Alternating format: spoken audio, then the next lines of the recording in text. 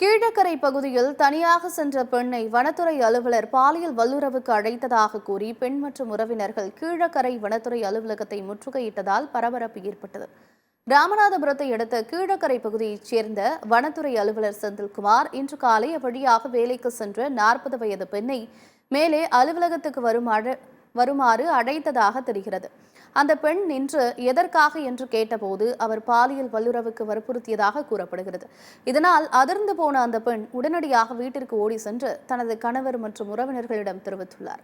அதனையடுத்து அந்த பெண்ணும் உறவினர்களும் கீழக்கரை வனச்சரக அலுவலகத்தை முற்றுகையிட்டனர்.